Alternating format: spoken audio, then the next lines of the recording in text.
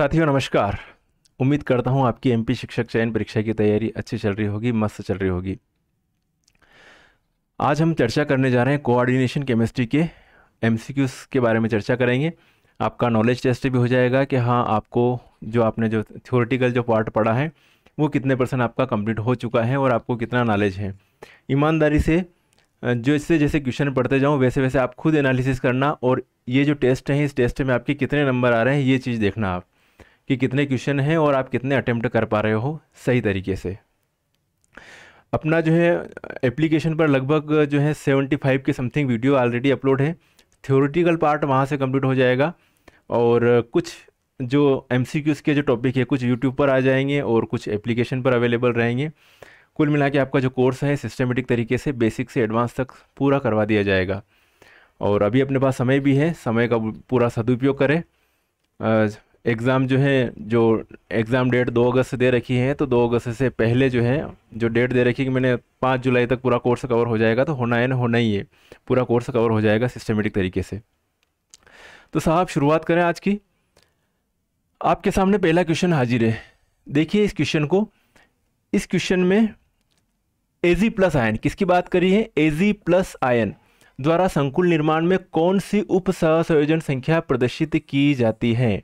एजी plus ion द्वारा संकुल निर्माण में कौन सी उप सहसंयोजन संख्या प्रदर्शित की जाती है? क्या 1 प्रदर्शित की जाती है, क्या 2 प्रदर्शित की जाती है, या 4 प्रदर्शित की जाती है, या फिर 6 प्रदर्शित की जाती है? तो सिल्वर का जो एटॉमिक नंबर होता है वो होता है 47। और जब अपन कॉन्फ़िगरेशन भरते हैं सिल्वर का तो 4d10 5s1 लिखते हैं। 4d10 5s1 ये लिखते हैं।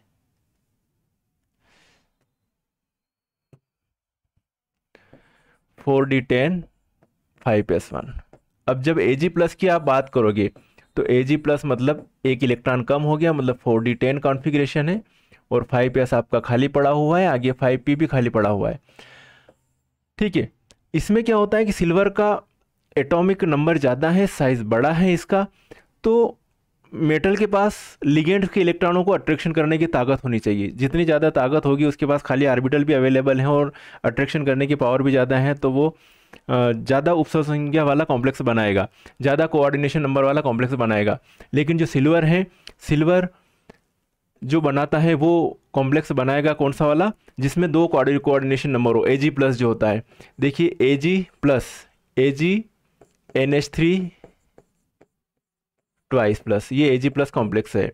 तो कौन सा वाला बनाएगा साहब? ये कौन सी उपसम संख्या वाला बना रहा है? ये 2 उपसम संख्या वाला। तो Ag प्लस आयन द्वारा संकुल निर्माण में कॉम्प्लेक्स फॉर्मेशन में कौन सी उपसम संख्या प्रदर्शित की जाती है? तो 2।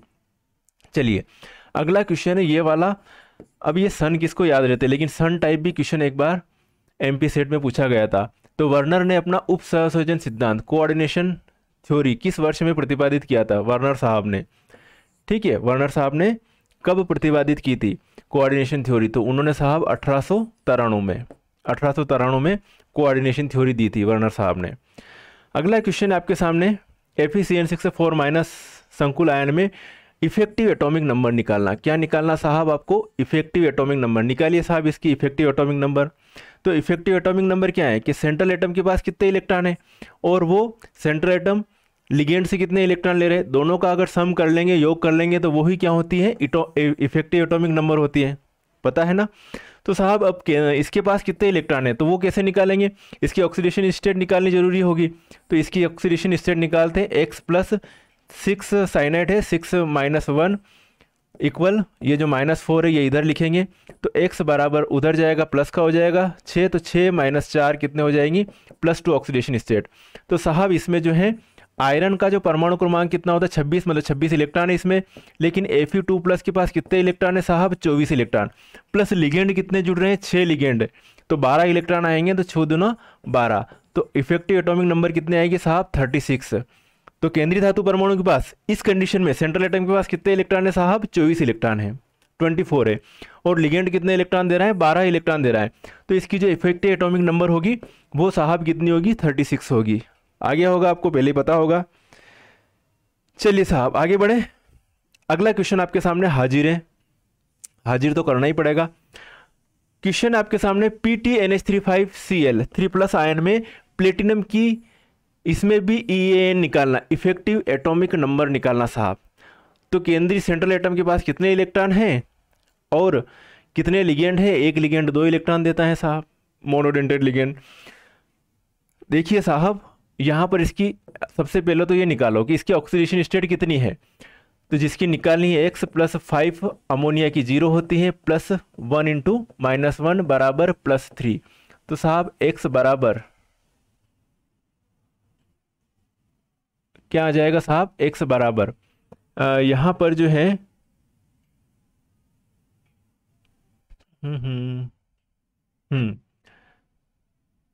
x बराबर 5, तो ये तो 0 हो गया ना, 0, और ये उधर चला जाएगा साहब 0, तो 3 - 1, 3 + 1, तो कितना आ जाएगा? x बराबर +4 आ जाएगा। अब साहब +4 आ गया तो प्लेटिनम का जो एटॉमिक नंबर होता है वो कितना होता है? 78। कितना होता है? 78 प्लेटिनम का। क्लियर है साहब? प्लेटिनम का 78, और 78 में से हम जो है कितने घटा लें भैया? 4 घटा लें, तो यहाँ पे क्या हो जाएगा? 74। और लिगेंड कितने आ रहे हैं? 6 दूना 5 और 1 6। मेरी बात समझना। देखो प्लेटिनम की ऑक्सीडेशन स्टेट कितनी आई? +4 आई है ना। तो प्लेटिनम के पास जो इलेक्ट्रॉन है, प्लेटिनम के पास कितने इलेक्ट्रॉन है साहब? प्लेटिनम का एटॉमिक नंबर होता है 78, और Pt4+, मतलब 4 कम हो गए तो 74। तो इस सेंट्रल एटम के पास कितने? 74 इलेक्ट्रॉन। लिगेंड से कितने मिल रहे हैं इसको? 6 लिगेंड है, 5 तो अमोनिया है और 1 Cl है, तो 6 दूनी 12, तो 74 + 12 कितने हो जाएंगे? 86। तो साहब इसका सही वाला ऑप्शन कौन सा होगा? 86 वाला। क्लियर है? कोई डाउट? No doubt. अब बताइए आप साहब, आपके सामने अगला क्वेश्चन और आ गया कि NiNH3 2+ में Na की इफेक्टिव एटॉमिक नंबर निकालिए, जल्दी से बताइए। NiNH3 2+ आयन में Na की इफेक्टिव एटॉमिक नंबर निकालिए। निकाल देंगे साहब। निकिल जो है, निकिल का एटॉमिक नंबर कितना है? 28 है, लेकिन Ni2+ है यहाँ पर, तो कितना हो जाएगा? 26। तो इस सेंट्रल एटम के पास 26 है, प्लस लिगेंड कितने हैं? 6 लिगेंड है साहब, 6 लिगेंड है, तो 6 दूनी 12, तो 26 + 12 जोड़ लीजिए साहब, कितना हो जाएगा? 38। तो डी वाला ऑप्शन इसका सही होगा। यहाँ पर इफेक्टिव एटॉमिक नंबर कितनी आ रही है? 38 आ रही है। क्लियर है? आगे बढ़े साहब। निकिल डाइमिथाइल ग्लाइएक्सिम किस प्रकार का कॉम्प्लेक्स है साहब? तो निकिल की डाइमिथाइल ग्लाइऑक्जेलेट है ना, इसके साथ कॉम्प्लेक्स बनाता है, तो चक्रीय यौगिक बनाता है, साइक्लिक कंपाउंड बनाता है। और जब कोई केंद्रीय धातु परमाणु या मतलब सेंट्रल मेटल एटम किसी बहुदंतु लिगेंड, पॉलीडेंटेड लिगेंड या बाइडेंटेड लिगेंड भी हो कोई चलेगा, लेकिन क्या बनाना चाहिए? साइक्लिक स्ट्रक्चर बनाना चाहिए, साइकिल बनाना चाहिए। जैसे ये मेटल है और यहाँ पे लिगेंड जुड़ा हुआ है, यहाँ लिगेंड जुड़ा हुआ है, मतलब ये बाइडेंटेड लिगेंड हो गया, तो ये साइक्लिक स्ट्रक्चर बन गई, ये साइक्लिक टाइप बन गया, ये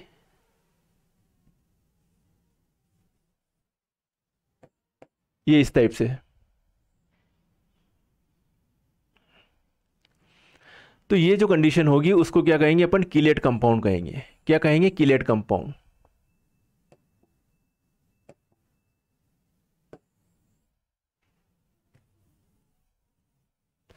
जैसे EDTA के साथ में भी कोई मेटल जुड़ जाए तो कीलेट कंपाउंड बनता है। निकिल के साथ में डाई मिथाइल ग्लाइऑक्जेमेट संकुल किस प्रकार का यौगिक बनाएगा? तो साहब क्या कौन सा बनाएगा? कीलेट कंपाउंड बनाएगा। ओके, चलिए अगला क्वेश्चन आपके सामने हाजिर है। निम्नलिखित में से कौन सा डबल सॉल्ट नहीं है, द्विक लवण नहीं है? बताइए निम्नलिखित में से कौन सा डबल सॉल्ट नहीं है? तो साहब इनके अगर आपने डीपली अगर पढ़ाई कर रखी होगी तो कार्नेलाइट जो होता है ये डबल सॉल्ट है। इसका फार्मूला होता है KCl.MgCl2.6H2O। ये कार्नेलाइट का फार्मूला है। मोहर लवण FeSO4.NH4 ट्वाइस।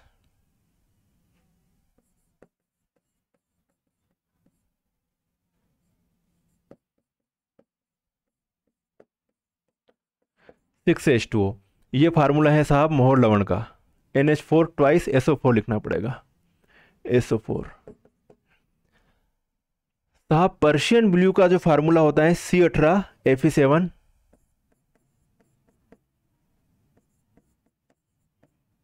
N28, ऐसा कुछ है फार्मूला इसका। 18 इसको कहते हैं नील, है ना, जो कपड़े में आया नया उजाला। तो पर्शियन ब्लू, तो ये जो है ये मुझे जो है ये क्या नहीं दिख रहा, डबल सॉल्ट नहीं दिख रहा। ये डबल सॉल्ट है, मोहर लवण डबल सॉल्ट है, और फिटकरी तो सर्वविदित है कि ये भी डबल सॉल्ट है। फिटकरी का फार्मूला होता है K2SO4 Al2SO4 thrice dot 24H2O। ठीक है, तो ये फिटकरी भी डबल साल्ट है, मोहर लवण भी डबल साल्ट है, ये भी डबल साल्ट है, ये डबल साल्ट नहीं है। तो इसका सही ऑप्शन जो है कौन सा टिक कर दिया जाए, कौन सा ऑप्शन लॉक किया जाए, प्रूशियन नील, इसको लॉक कर दिया जाए साहब। क्लियर है, ये तीनों डबल सॉल्ट हैं। आगे बढ़े साहब।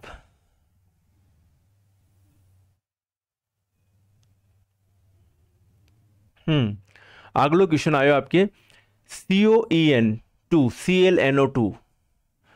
ठीक है, ये बाहर है, बड़े ब्रैकेट के बाहर, मतलब बाहर वाला आयनन क्षेत्र में कहलाता है।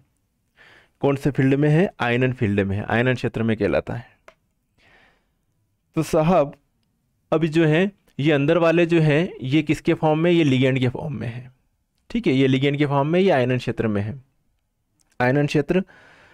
तो जब भी आयनन क्षेत्र की बात करते हैं तो आयनन के लिए आयनन क्षेत्र में जो है अपन वर्णन का वो कोऑर्डिनेशन थ्योरी पढ़ते हैं।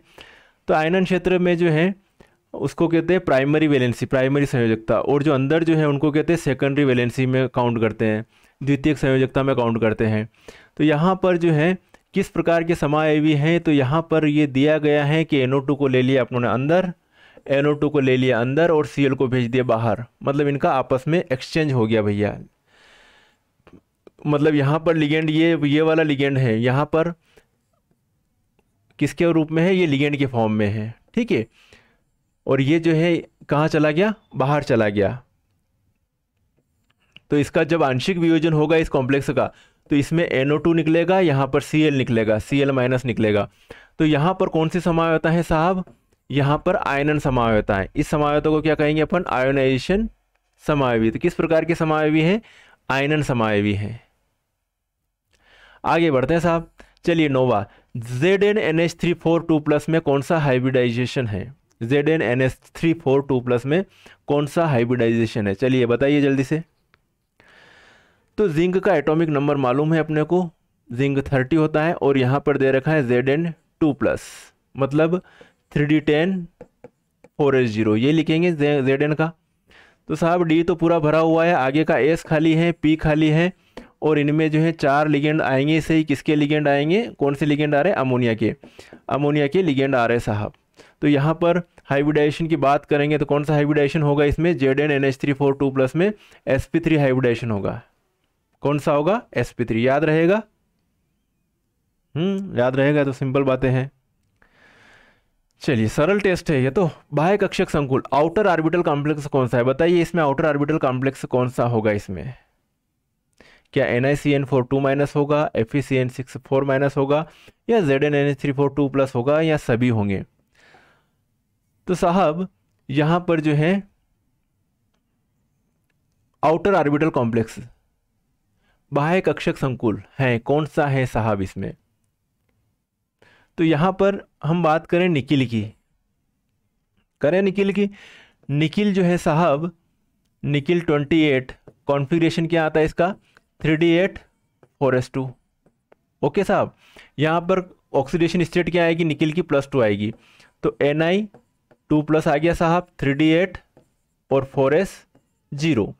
होगा क्या साहब कि 3D8 जो है 8 इलेक्ट्रॉन अपने को भरने हैं, फिर 4s और फिर आगे 4p। होगा क्या यहाँ पर कि ये है साहब स्ट्रॉन्ग फील्ड लिगेंड है। स्ट्रॉन्ग फील्ड लिगेंड क्या करेगा, इलेक्ट्रॉनों की पेयरिंग करवा देगा। तो 1 2 3 4 5 6 7 8 यहाँ पर आ जाएगा, और Cn यहाँ पर, यहाँ पर, यहाँ पर और यहाँ पर। तो साहब हाइब्रिडाइजेशन जो होगा यहाँ पर कौन सा होगा, DsP2 हाइब्रिडाइजेशन। तो एक तरह से ये आउटर ऑर्बिटल कॉम्प्लेक्स तो नहीं बन रहा है, ठीक है, इनर ऑर्बिटल कॉम्प्लेक्स बन रहा है, DsP2 हाइब्रिडेशन हो रहा, अंदर वाला डी भाग ले तो उसको इनर ऑर्बिटल कॉम्प्लेक्स कहते हैं साहब। यहाँ पर भी वही कंडीशन होगी, ये भी D2sp3 हाइब्रिडेशन होगा। क्या होगा? D2sp3 hybridisation. कैसे होगा साहब? Fe की जो ऑक्सीडेशन स्टेट आएगी, यहाँ पर डायरेक्ट बता रहा हूँ, Fe2+ आएगा। क्या आएगा? Fe2+। और Fe2+ के लिए लिखते हैं अपन 3d6 4s0 लिखेंगे। 3d6 में जो है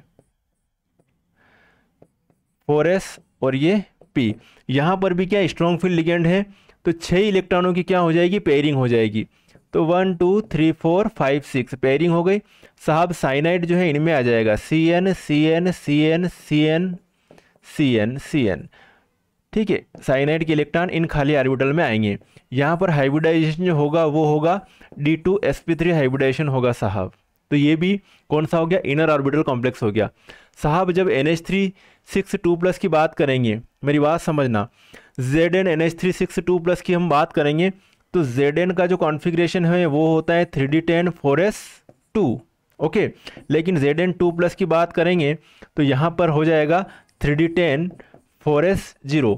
अब d ऑर्बिटल इसमें फुली भरा हुआ है, 1 2 3 4 5 6 7 8 9 10।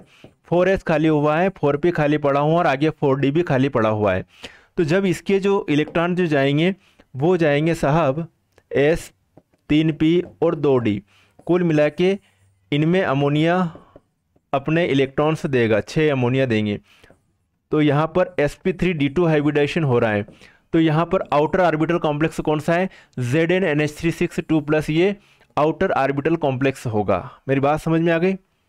Outer orbital. तो इसी तरीके से आपको जो है सेंट्रल एटम का एटॉमिक नंबर मालूम है साहब आपने। ठीक है, ऑक्सीडेशन स्टेट निकालता आवे आपने, strong field weak field ligand की मालूम है आपको, तो आपको कौन से भी inner orbital complex outer orbital complex में कहीं कोई दिक्कत नहीं आएगी। अगला क्वेश्चन यहाँ पर यह भी बन सकता है कि कौन सा कॉम्प्लेक्स जो है डाईमैग्नेटिक है, कौन सा पैरामैग्नेटिक है। डाईमैग्नेटिक बोले तो अणुचुंबकीय कौन सा है? ठीक है, अपनी पैरामैग्नेटिक को अणुचुंबकीय कहते हैं, डाईमैग्नेटिक मतलब प्रतिचुंबकीय।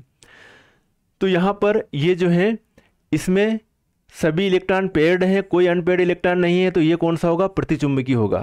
प्रतिचुंबकीय बोले तो डाईमैग्नेटिक होगा साहब। इसमें भी मेरे को कुछ नहीं दिखा है, इसमें भी सभी इलेक्ट्रॉन पेयर्ड हैं तो ये भी प्रतिचुंबकीय होगा।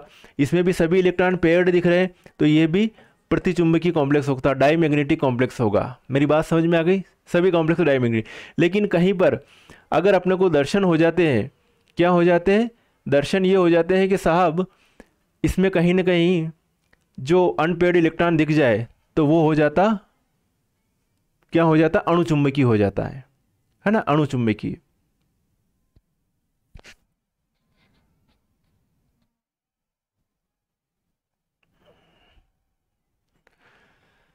क्लियर है?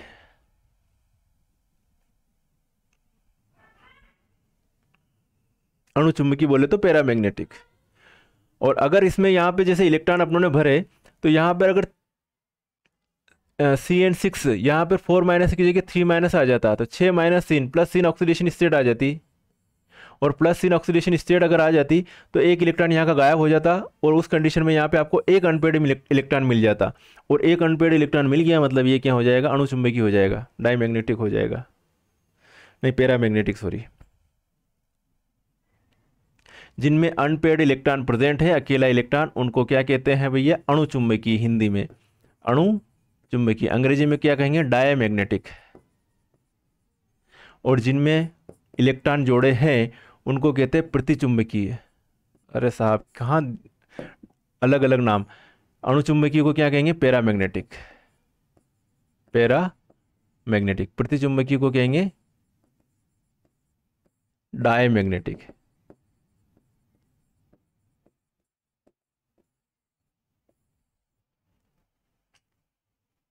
ओके, उल्टा उल्टा बोला जाता है, ये ध्यान रखना बस। पी की जगह पी मत जोड़ना, प से प नहीं, बस प्रतिचुंबकीय के लिए डायमैग्नेटिक और प्रतिचुंबकीय के लिए अणुचुंबकीय के लिए पैरामैग्नेटिक। पैरामैग्नेटिक मतलब अनपेयर्ड इलेक्ट्रॉन है, और इलेक्ट्रॉन पेयरिंग में है सारे, तो वो प्रतिचुंबकीय होगा और डायमैग्नेटिक होगा। क्लियर है साहब? आगे बढ़े।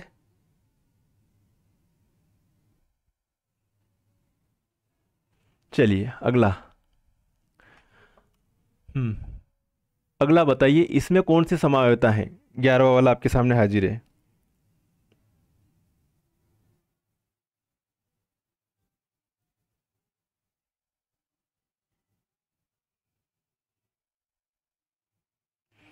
चलिए बताइए, आपके पास टाइम है।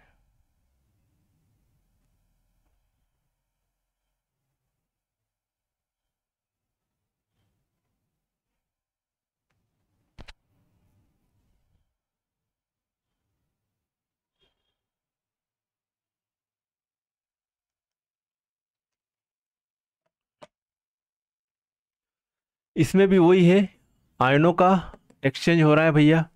Br की जगह SO4, SO4 की जगह Br, आयनीकरण समायोता है, आयोनाइजेशन आइसोमेरिज्म है। चलिए इसमें बताइए, MnCO10 में मैग्नीज की EAN क्या होगी? मैग्नीज का इफेक्टिव एटॉमिक नंबर क्या होगा? वही साहब, दो मैग्नीज दे रखे हैं, तो मैग्नीज का जो एटॉमिक नंबर होता है भैया 25। ओके, तो 25 और 2 कितने हो गए? 50 हो गए। भले ऐसे ही गिन लो, 25 + 25 कितने हो गए? 50, और प्लस 10 दूनी 20, 70। टोटल कितने हो गए? 70। और यहाँ 2 दे रखा, तो 70/2 मतलब कितना हो जाएगा? 35। इफेक्टिव एटॉमिक नंबर कितनी होगी? 35। इसमें मैग्नीज के बीच में एक सिंगल मेटल मेटल बॉन्ड होता है, और ऐसे CO जुड़े रहते हैं इसमें।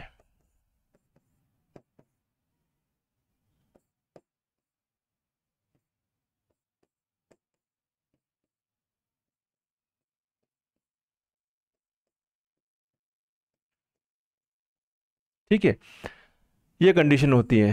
तो केंद्रीय धातु परमाणु के पास कितने इलेक्ट्रॉन हैं, और लिगेंड से कितने इलेक्ट्रॉन मिले, वो इसका क्या हो गया? इफेक्टिव एटॉमिक नंबर हो जाएगा साहब। आगे बढ़ते हैं साहब।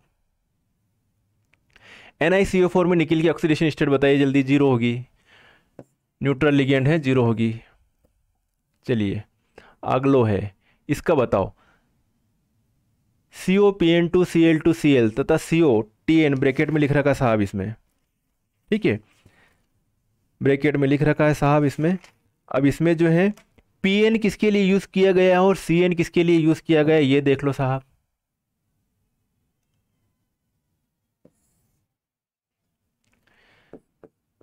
PN तो साहब यूज किया गया है CH2, NH2, CH, NH2 और CH3, 1,2 डाइएमिनो propane. TN, CH2, NH2, CH2, CH2 और NH2, ये साहब दोनों लिगेंड हैं। ठीक है, PN-TN है ना, 1,3 डाइएमिनो प्रोपेन। अब इनका जो अरेंजमेंट का होता है ना, अलग अलग कंडीशन होती है। जैसे ये लिया मैंने साहब, CO लिया। ओके, ये कंडीशन, ये कंडीशन, और यहाँ पर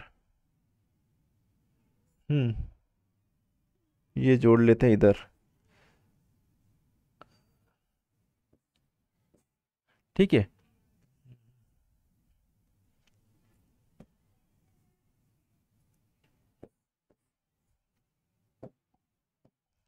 एक Cl यहाँ जोड़ दिया, एक Cl यहाँ जोड़ दिया, 2 Cl2 है अंदर। अब इनको जोड़ना है साहब, तो ये वाला मतलब ये वाला फॉर्म है। ठीक है, तो यहाँ पर NH2 है, यहाँ पर NH2 है, और यहाँ पर CH2, यहाँ पर CH, और ये CH3। साहब इसको भी ऐसे ही जोड़ लो, यहाँ पर NH2 है, यहाँ पर CH2 है, यहाँ पर CH2 है, और यहाँ पर NH2 है, और यहाँ पर CH3। अब एक कंडीशन तो ये हो गई, एक कंडीशन में अपन इस तरीके से जोड़ लेंगे। कैसे? ये वाली कंडीशन इसको जोड़ देंगे। ठीक है, डायरेक्टर ऐसे जोड़ देंगे, तो ये दोनों फॉर्म मिल जाएंगे अपने को। तो ये इस टाइप की समायोता को क्या कहते हैं? लिगेंड आइसोमेरिज्म कहते हैं। यहाँ पर कौन सी समायोता है साहब? लिगेंड समायोता है। क्लियर हो गया?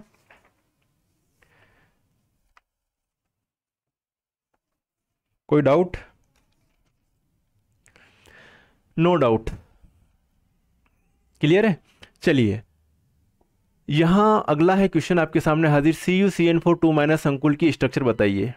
CuCN4 2 माइनस कॉम्प्लेक्स की स्ट्रक्चर बताइए, संरचना बताइए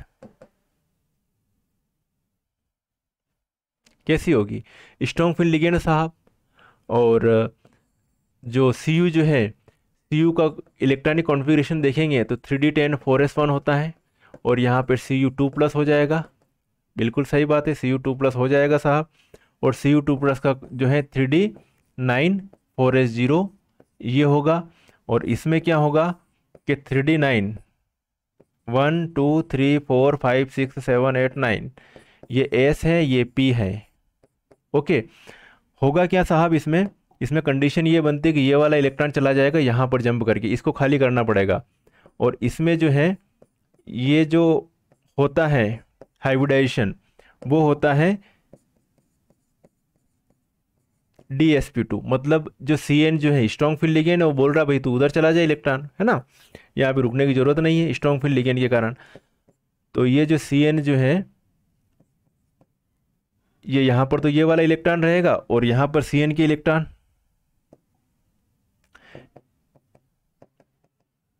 हाइब्रिडाइजेशन DsP2। DsP2 है तो शेप कौन सा होगा, वर्ग समतली, स्क्वायर प्लेनर, स्क्वायर प्लेनर इसका शेप होगा। मेरी बात समझ में आ गई। तो 15वां को क्वेश्चन से 15वां को आंसर कहिए सही, सी वाला ऑप्शन, वर्ग समतली स्क्वायर प्लेनर। आगे बढ़ा, चलिए अब इस टाइप का क्वेश्चन आया तो कई बार पूछा गया है यहाँ, इस टाइप का क्वेश्चन सोल्व, याद रखना सोल्व क्वेश्चन इंपॉर्टेंट है ये। इस टाइप का क्वेश्चन एग्जाम में कई बार पूछा गया है कि COCl3.5NH3 दे दिया आपको साहब, है ना, क्या दे दिया, COCl3.5NH3।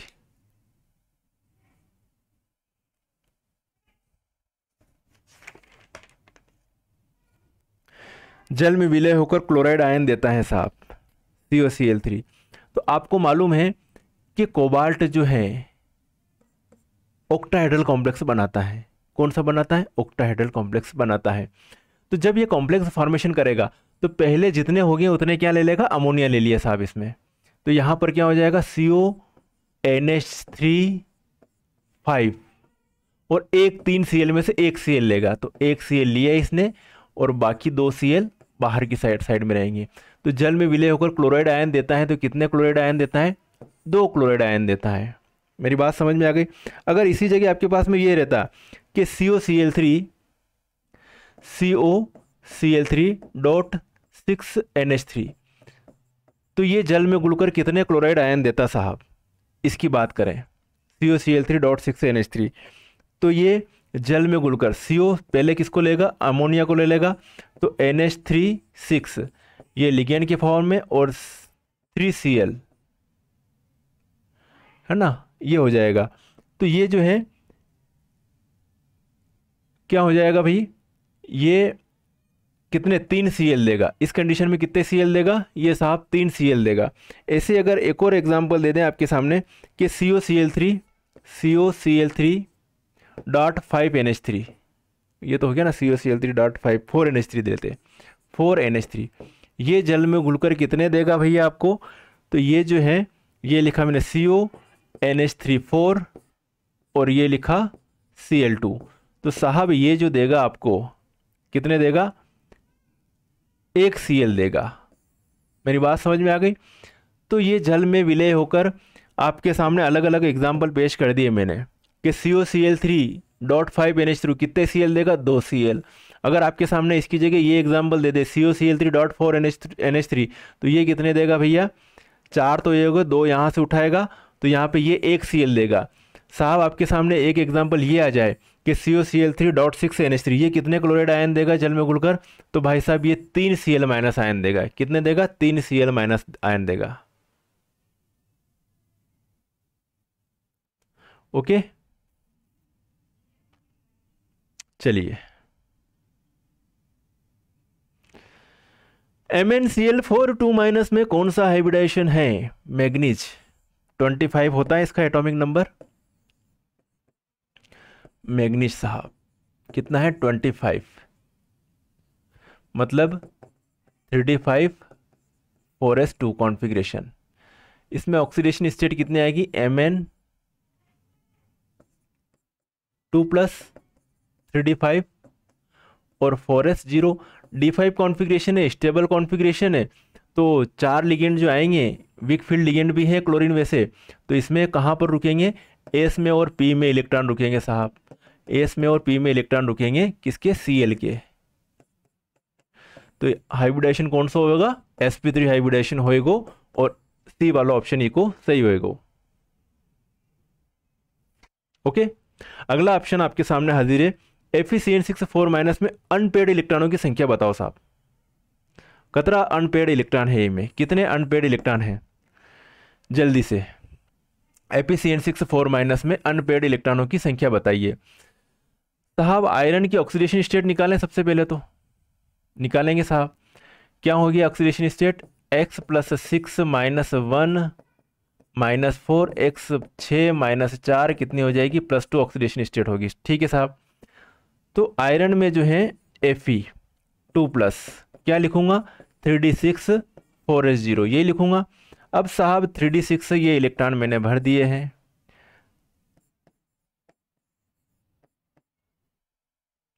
अब ये जो है स्ट्रॉन्ग फील्ड लिगेंड है, तो 6 इलेक्ट्रॉन मेरे को ऐसे भरने पड़ेंगे, डायरेक्ट बता रहा हूँ ना।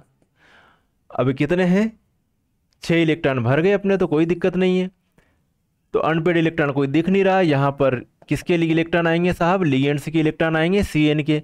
तो D2sp3 हाइब्रिडेशन होगा यहाँ पर सभी जगह, Cn Cn Cn Cn Cn Cn, D2sp3 hybridisation.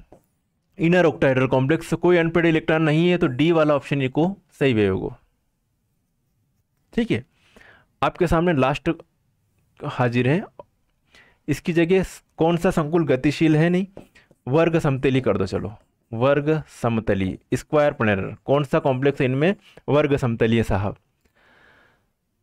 तो NiCN4 2- ये वाला कॉम्प्लेक्स कौन सा है, स्क्वायर प्लेनर है, वर्ग समतली है, बाकी सभी क्या है, ऑक्टाहेड्रल कॉम्प्लेक्स है, अष्टफल की कॉम्प्लेक्स है। तो आज के जो है एनालिसिस करना कि हाँ आपको आज 19 क्वेश्चन मैंने करवाए हैं, इनमें से आपको कितने क्वेश्चन अच्छी तरह से आते हैं, 19 में से 19 नंबर आ रहे हैं या नहीं आ रहे हैं। सरल था वैसे ये वाला तो टेस्ट। ओके साथियों, तो उम्मीद करता हूँ आप अच्छे से प्रिपरेशन कर रहे होंगे और अपना सिलेक्शन फिक्स करेंगे ही करेंगे अपनी मेहनत के बलबूते पर। साथियों फिर मिलेंगे नेक्स्ट वीडियो में, तब तक के लिए ओके बाय, जय हिंद।